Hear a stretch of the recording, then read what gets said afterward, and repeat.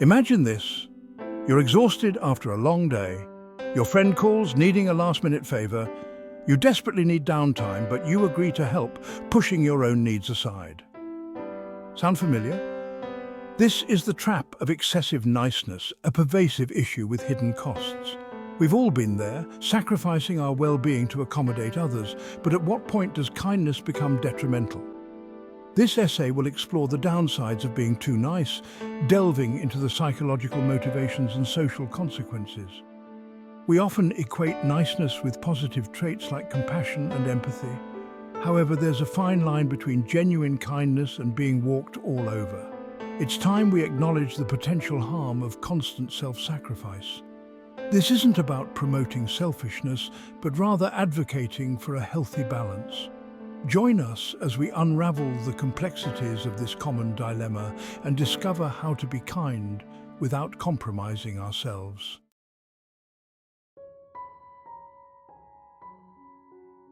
Why are we so afraid to say no? The answer often lies in our deep-seated need for approval. We crave validation from others, and saying yes feels like an easy way to gain it. But this constant need to please can have significant personal costs. Stress, burnout, and resentment are just a few consequences of putting everyone else's needs before our own. Moreover, excessive niceness can chip away at our sense of identity. When we constantly mold ourselves to fit others' expectations, we lose sight of our own needs and desires. This can lead to feelings of emptiness and a lack of fulfillment. Furthermore, always being the nice one can prevent us from setting healthy boundaries. We become afraid of conflict, allowing others to take advantage of our generosity.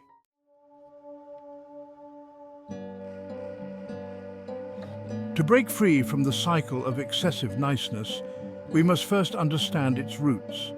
Often it stems from childhood experiences and societal conditioning. We are taught from a young age that being nice is essential for acceptance and love. This message is often reinforced throughout our lives, particularly for women who are often socialized to be accommodating and agreeable. Furthermore, fear plays a significant role in our compulsion to be overly nice. We fear rejection, conflict, and judgment. Saying no can feel incredibly daunting, leading us to default to people-pleasing behaviors. Understanding these underlying motivations is the first step towards reclaiming our right to set boundaries and prioritize our well-being. Deep within us lies a fundamental human need, the desire to be liked. We are social creatures, hardwired to seek connection and belonging. This desire for approval can drive us to great lengths to please others. We crave validation, a reassuring nod that we are accepted and valued. True fulfillment comes from within, from self-acceptance and self-love.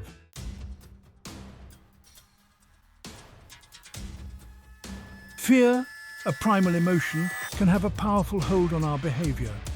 We fear rejection, imagining the sting of disapproval. This fear can be so deeply ingrained that we avoid conflict at all costs. The fear of conflict can stem from various sources. Some individuals may have grown up in environments where disagreements were discouraged. Others may have experienced past traumas related to confrontation. Breaking free from fear's grip requires courage and a willingness to challenge our beliefs.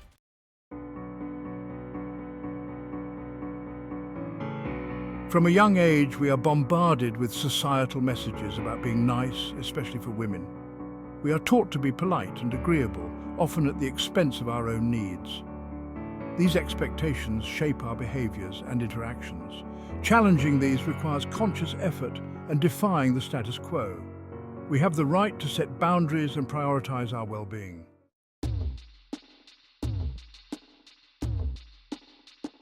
Imagine this, you're constantly saying yes to requests, juggling everyone else's needs, and suppressing your own desires. Sounds exhausting, right? That's the reality for many people trapped in the cycle of excessive niceness. This constant state of self-sacrifice takes a toll on our well-being, leading to chronic stress and its detrimental effects.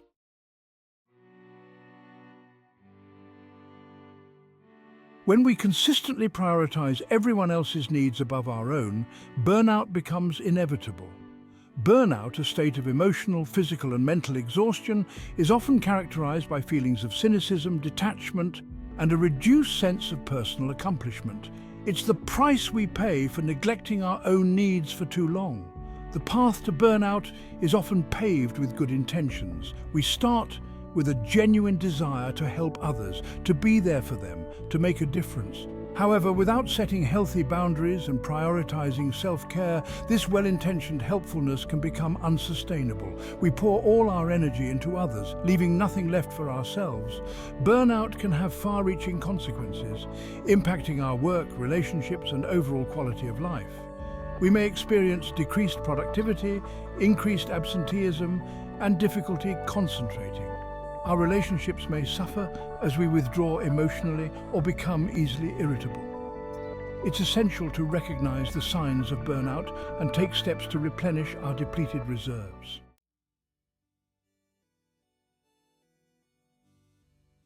In our quest to please others, we risk losing sight of our own needs and values. We mold ourselves to fit their expectations, suppressing our authentic selves. This can lead to a diminished sense of identity, leaving us feeling lost. We may start to question our own preferences. Reclaiming our identity requires reconnecting with our authentic selves. It's about making choices that align with who we are.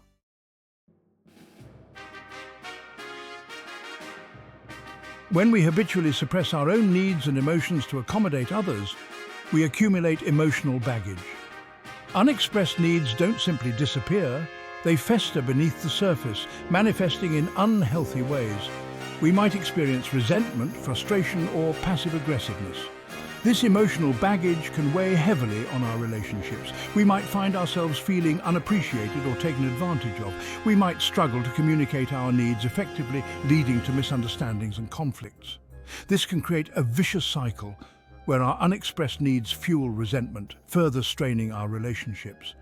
Learning to communicate our needs assertively is essential for maintaining healthy relationships. It's about expressing our thoughts and feelings clearly, respectfully, and without blaming or attacking others. It's about setting healthy boundaries, saying no when necessary, and prioritizing our own well-being without guilt or apology.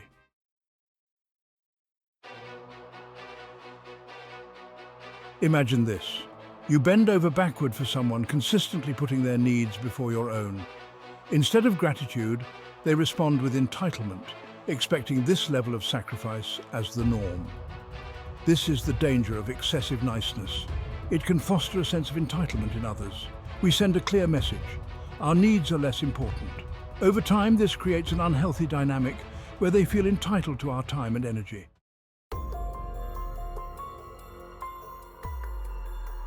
Excessive niceness can make us magnets for takers and manipulators.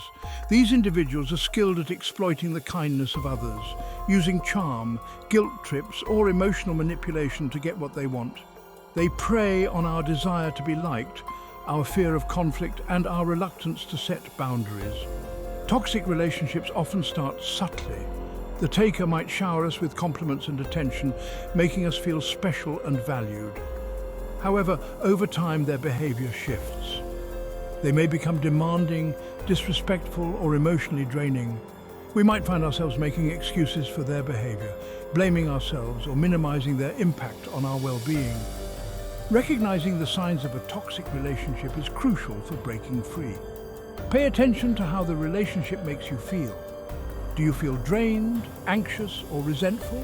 Are your needs consistently overlooked?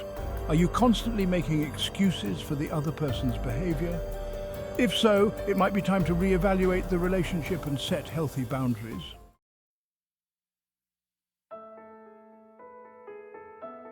The cost of excessive niceness extends beyond our personal lives. It has broader societal implications. When we fail to assert our needs, tolerate bad behavior, and prioritize others at our own expense, we contribute to a culture where these patterns are perpetuated. Children, in particular, are highly attuned to the behaviors they observe in adults. When they witness excessive niceness, they may internalize the message that it's more important to please others than to stand up for themselves. This can lead to a cycle of people-pleasing that is passed down through generations. Moreover, a culture of excessive niceness can stifle authenticity and discourage healthy communication.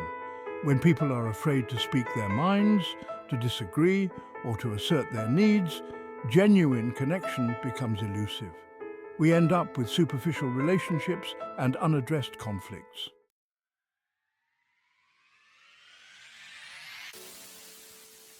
Reclaiming your power. Setting boundaries for a healthier you.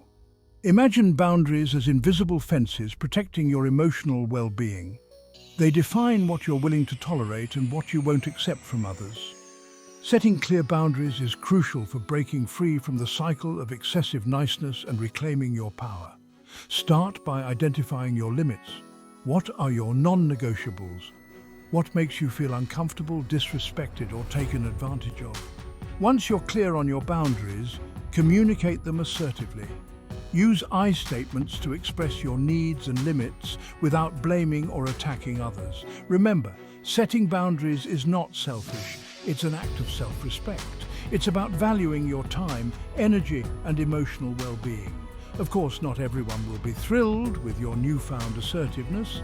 Some might resist, try to guilt-trip you, or even accuse you of being selfish. Stand firm in your convictions. Your well-being is worth fighting for.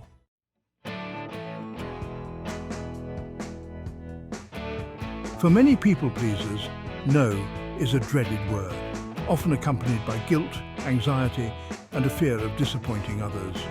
However, learning to say no gracefully and assertively is essential for protecting our time, energy, and sanity. It's about recognizing that we can't be everything to everyone. Start by practicing saying no to small requests. It could be declining an invitation to an event you don't have the energy for, or politely refusing to take on an extra task at work. Each time you assert your boundaries, you build confidence and reinforce the message that your needs matter. When declining a request, keep it brief and to the point. You don't need to over-explain or justify your decision. A simple "thank you for thinking of me, but I'm unable to commit to that right now" is often sufficient. Remember, you don't need to apologize for prioritizing your well-being.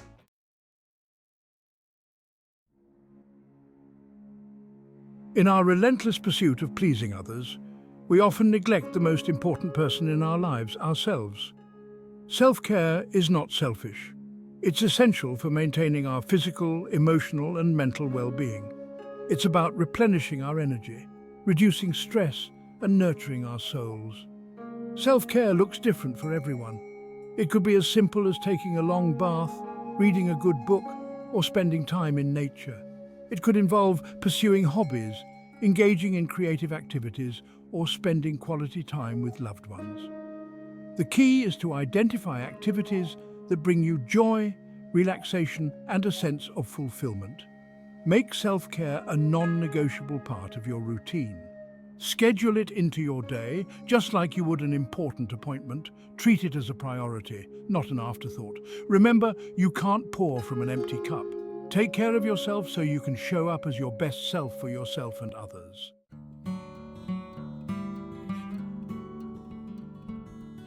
Throughout this exploration, we've delved into the hidden costs of excessive niceness. We've uncovered the psychological roots, the personal toll it takes, and the unhealthy social dynamics it can create. But remember, this isn't about throwing kindness out the window. It's about finding a sustainable balance between being kind to others and honoring our own needs.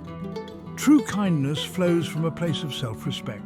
It's about making conscious choices about where we direct our energy, setting healthy boundaries, and recognizing that saying no is sometimes the kindest thing we can do for ourselves and others. Remember, you deserve to be treated with respect, to have your needs met, and to live a life that is fulfilling and authentic. By prioritizing self-care, setting boundaries, and learning to say no with grace, you pave the way for healthier relationships and a more fulfilling life.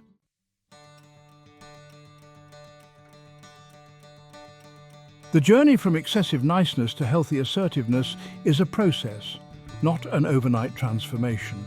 There will be challenges, moments of self-doubt, and perhaps even pushback from those who are used to your old patterns. But remember this, your well-being is worth the effort. Start today. Identify one small step you can take to prioritize your needs or set a boundary. Perhaps it's declining an extra commitment, scheduling time for self-care, or practicing saying no in a safe space. Embrace the power of your voice.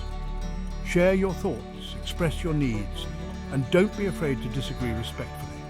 The more you assert yourself, the more confident and empowered you'll become. Remember, you are worthy of love, respect, and happiness. By embracing your worth and setting healthy boundaries, you create a ripple effect, inspiring others to do the same. Together, we can shift from a culture of excessive niceness to one that values authenticity, healthy boundaries, and true reciprocal kindness.